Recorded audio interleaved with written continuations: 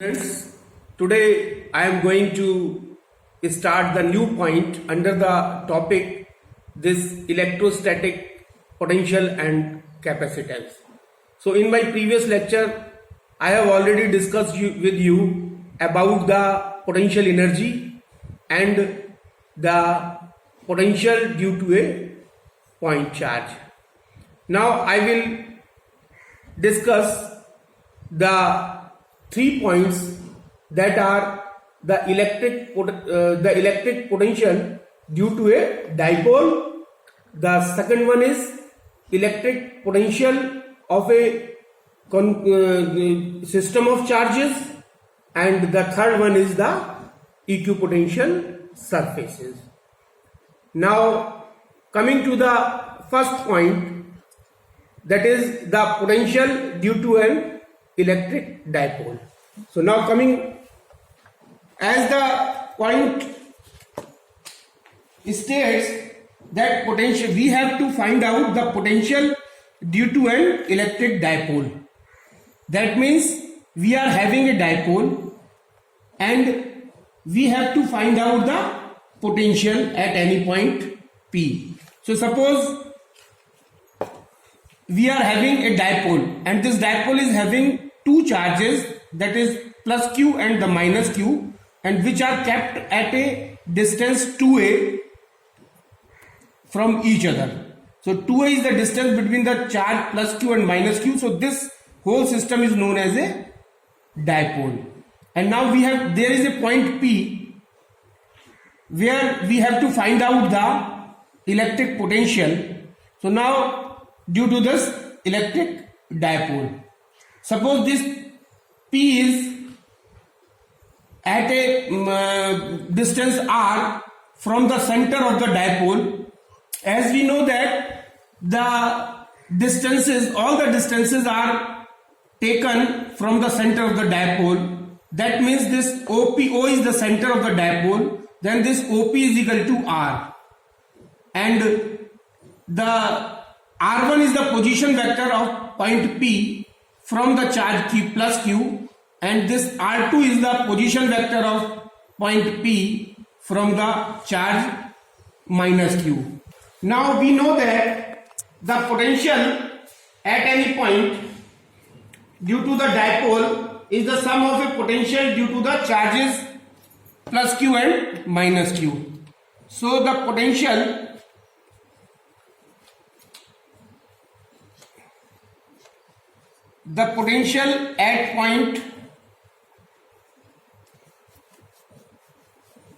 at point P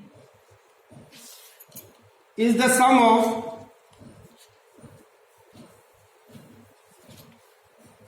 of potential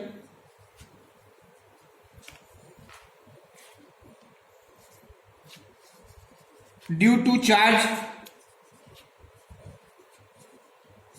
Q1 and Q2. And we know that the potential is given by, and this will be given by V is equal to 1 upon 4 pi epsilon 0 into Q upon R1 minus Q upon R2. This minus sign is due to the potential due to the charge minus Q, and this plus sign is here because of the potential due to the charge plus Q. Since potential is the scalar quantity, so we will consider this minus sign and the minus sign and the plus sign. Now here we are having this. This is a Q. This is a charge Q. This is charge Q. This is known, and we have to find out this 1 upon R1 and 1 upon R2. So now by the geometry we can find out this 1 upon R1 and 1 upon R2 as by the geometry this R1 square is equal to R1 square is equal to R square plus A square minus 2AR cos theta. So this is equation first. This is equation first. This R1 square is equal to R square plus A square. This is the A because the total distance is 2A and this is the center point. So the distance from the center to the place where the plus Q charge is placed is A. So now this is A square and this is by geometry we will find out this minus 2AR cos theta, and R2 square, similarly the R2 square is equal to R square plus A square plus 2AR cos theta. This is equation 2. This R2 square is equal to R square plus A square plus 2AR cos theta. Now if R is much greater than A, then the value of, we will take the value only up to A upon R. In this case, when R will be much greater than A, then the A upon R square will be,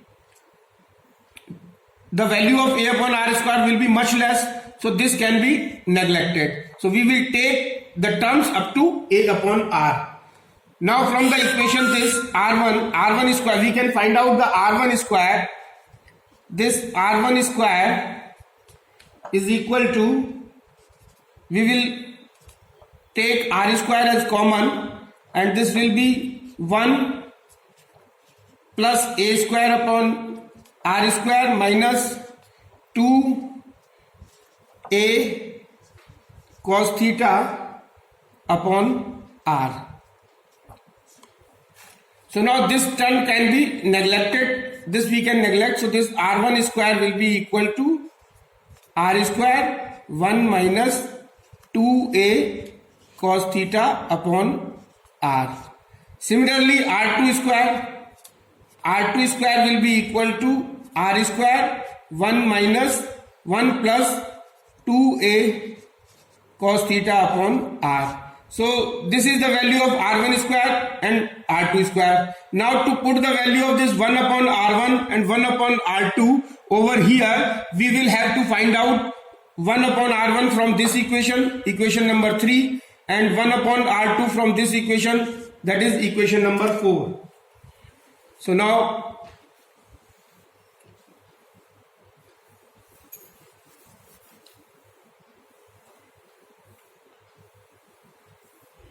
we have already find out the R1 square and R2 square, as R1 square is equal to, I am again writing, this is 1 minus 2A cos theta upon R.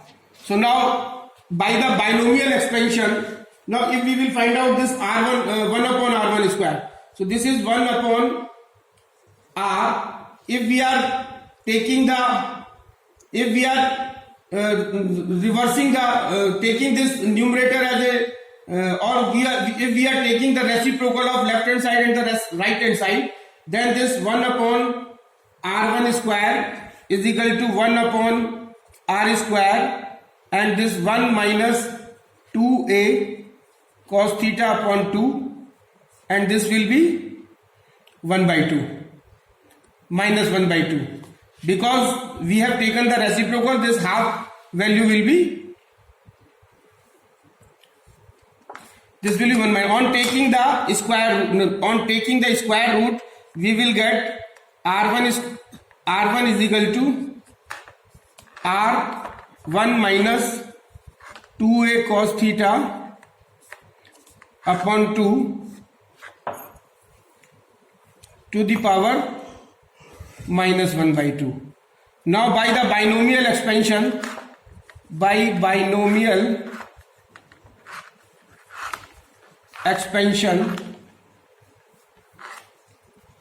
so as per binomial expansion, we know that this 1 plus x to the power n is equal to 1 plus nx plus dot dot dot. So we will take the terms up to here. So this R1 will come out as R1 is equal to, this R1 will be equal to 1 upon R this R1 will be equal to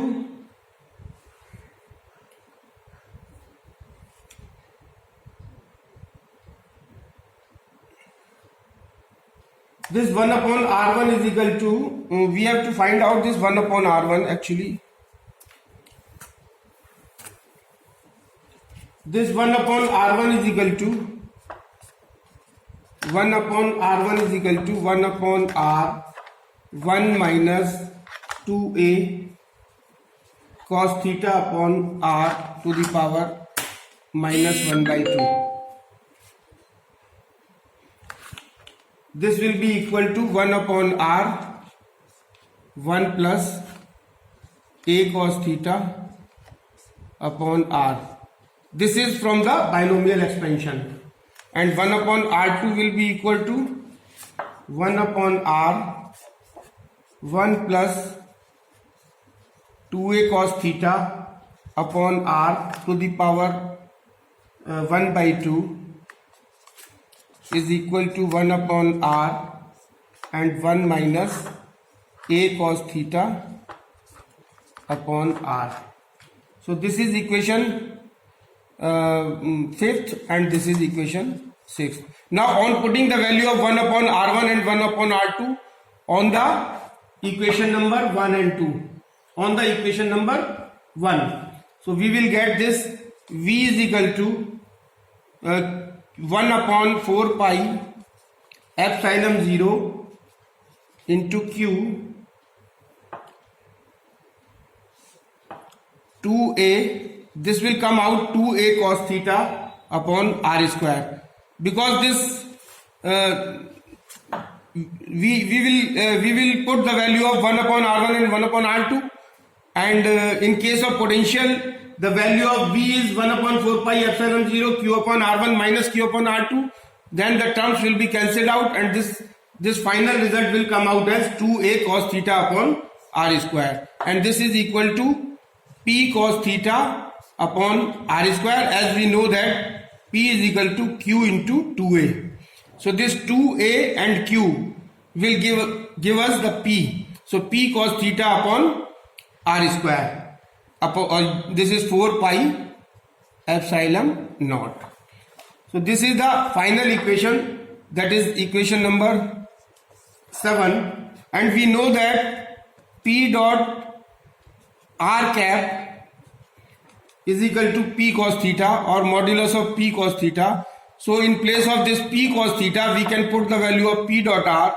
So we will find out that V is equal to 1 upon 4 pi epsilon 0 into P dot R divided by R square.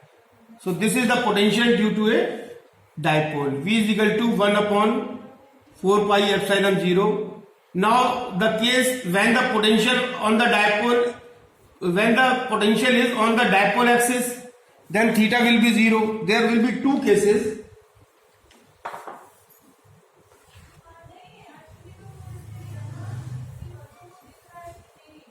Now potential on the dipole axis. Now potential on the dipole axis. If we find out, this is the dipole axis, when we find out the potential at the dipole axis, then theta will be 0 and cos 0 will be 1. So this value will be come out as V is equal to 1 upon 4 pi epsilon 0 into P upon R square. And now on the potential on the equatorial plane, potential on the equatorial plane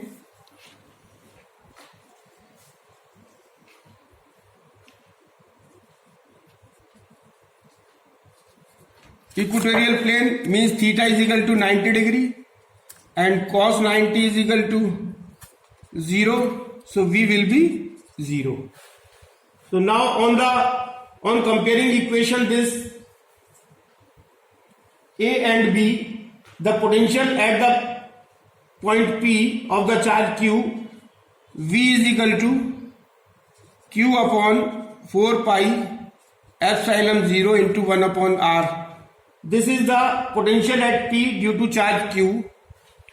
This is the potential at P due to the charge Q, and the potential at P due to the dipole. This is due to charge Q, and this Q is equal to 1 upon 4 pi epsilon 0